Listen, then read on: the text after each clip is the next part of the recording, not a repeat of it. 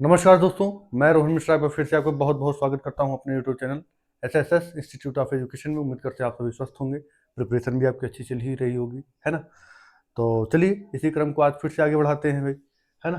क्या है आज हमारा प्रैक्टिस नंबर सेट नंबर 9 10 ठीक है भैया। तो चलिए स्टार्ट करते हैं। क्वेश्चन नंबर फर्स्ट क्या है, क्या रहा है देखते हैं।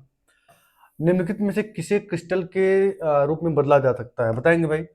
विच are the following can be made into crystal?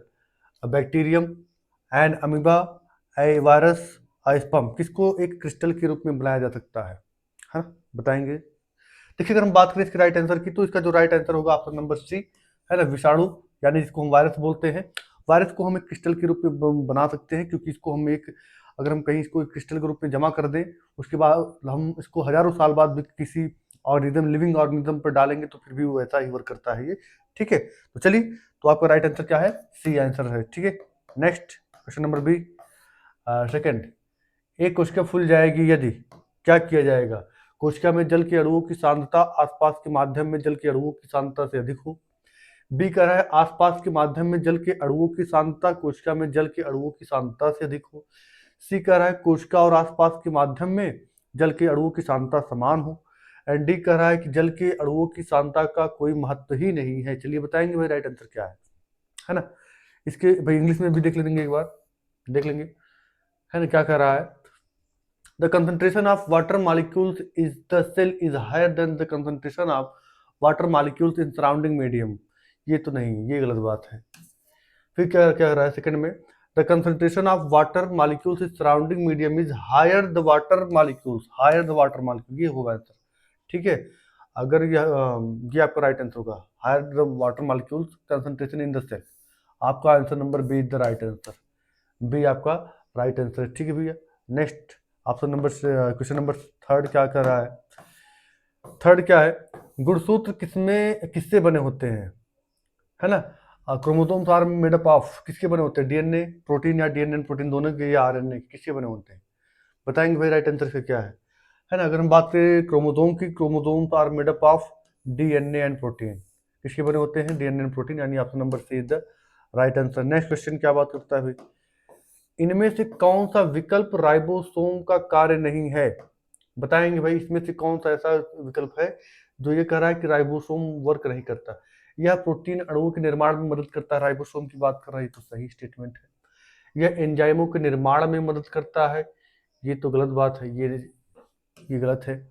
यह हार्मोन के निर्माण में मदद करता है, ये भी गलत गलत स्टेटमेंट है। यह स्टार्च है, ये स्टार्च अणुओं के फॉर्मेशन में मदद करता है, ये ऑप्शन सही है। यानी फर्स्ट एंड फोर्थ किसमें है भाई? फर्स्ट एंड फोर्थ किसमें है, खोजेंगे। फर्स्ट एंड फोर्थ, पहला ऑप्शन है वन एंड सेकेंड, ये तो नहीं है। सेकेंड एंड थर्ड, ये भी नहीं है। थर्ड एंड फोर्थ, ये भी नहीं है। फोर्थ और वन है, ये option number D is the right answer. D आपका सही आंसर है। ठीक है, चीजें क्लियर है। चलिए नेक्स्ट आगे बात करें। क्वेश्चन नंबर फोर, हाँ ये इंग्लिश में है भाई, इंग्लिश वाले भैया देख लेंगे जी। चलिए क्वेश्चन नंबर फाइव क्या कर रहा है? इनमें से कौन सा एंडोप्लाज्मिक रेटिकुलम से संबंधित नहीं है? बताएंगे भाई इसमें से कौन सा ऐसा स्टेटमेंट है जो एंडोप्लाज्मिक रेटिकुलम से नहीं संबंधित रखता है। यह नाभिक और कोशिका द्रव्य के बीच प्रोटीन के परिवहन चैनल के रूप में कार्य करता है। बी कह रहा है यह कोशिका द्रव्य के विभिन्न क्षेत्रों के बीच पदार्थों का परिवहन करता है। सी क्या कह रहा है? यह ऊर्जा उत्पादन का स्थल हो सकता है। डी कह रहा है यह कोशिका की कुछ जैव रासायनिक गतिविधियों का स्थल हो सकता है। बताएंगे भाई राइट आंसर क्या है इसका, है ना। अगर हम इसके राइट आंसर की बात करें भाई, इंग्लिश में भी देख लीजिएगा भाई, इंग्लिश में भी देख लीजिएगा। Now, which of the these is not related to the endoplasmic reticulum?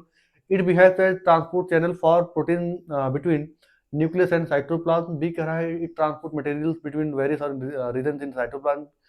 C कह रहा है it can be site of energy generation। ये कहाँ से होगा भाई? ये साइट ऑफ एनर्जी जनरेशन नहीं, ये तो माइटोकॉन्ड्रिया होता है ना भैया, ये माइटोकॉन्ड्रिया होता है।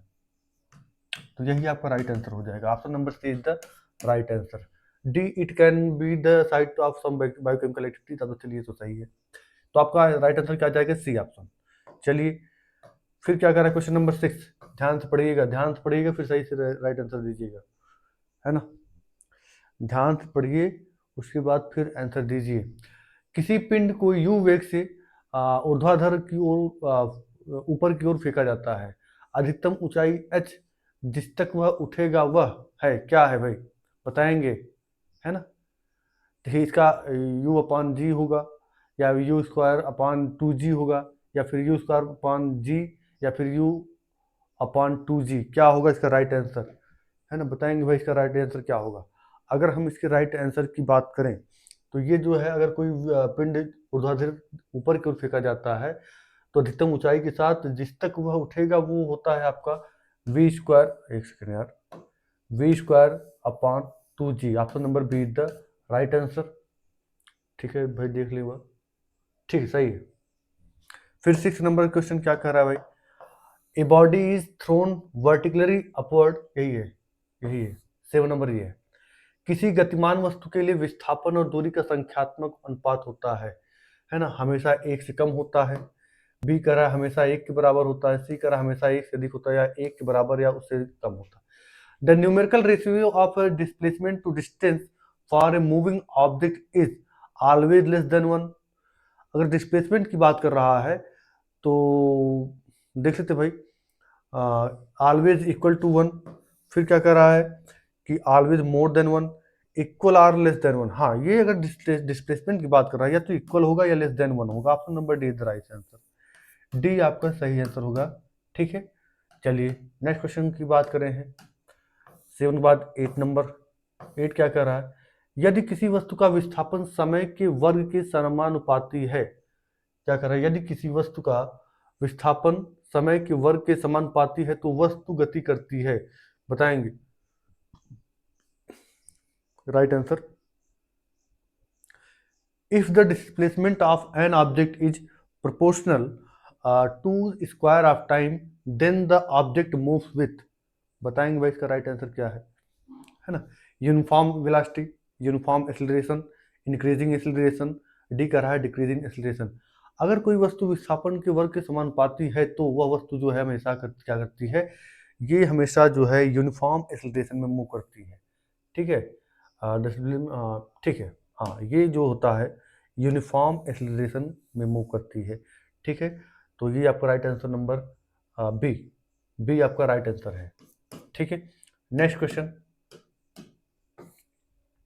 मान लीजिए कि एक लड़का एक मीरा गो राउंड की सवारी का आनंद ले रहा है जो 10 मीटर पर सेकंड की स्थिर चाल से गतिमान है। इसका अर्थ है कि देखिए यहाँ सर्कुलेशन मोशन की बात कर रहा है ना। मीरा गो राउंड जो सवारी है ये सर्कुलर मोशन में चलती है, मैंने अभी इंडिकेट कर दिया है। अब बताएंगे भाई इसका राइट आंसर है, ये जो गेम होता है सर्कुलर में होता है।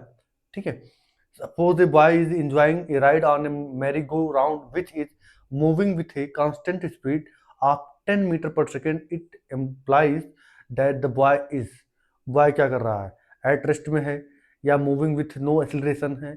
C कह रहा है कि in accelerated motion। D कह रहा है moving with uniform velocity। क्या होगा राइट आंसर भाई, बताएंगे इसके राइट आंसर की। क्या हो सकता है, अगर हम बात करें, अगर कोई भी वस्तु अगर वो सर्कुलेशन मोशन में है तो आप हम ये कह सकते हैं कि वो क्या है, एक्सेलरेटेड मोशन में होती है। ठीक है, आप ये कह सकते हैं कि जो आपका सर्कुलर मोशन होता है is an example of accelerated motion. ठीक है, आपका answer number C is the right answer.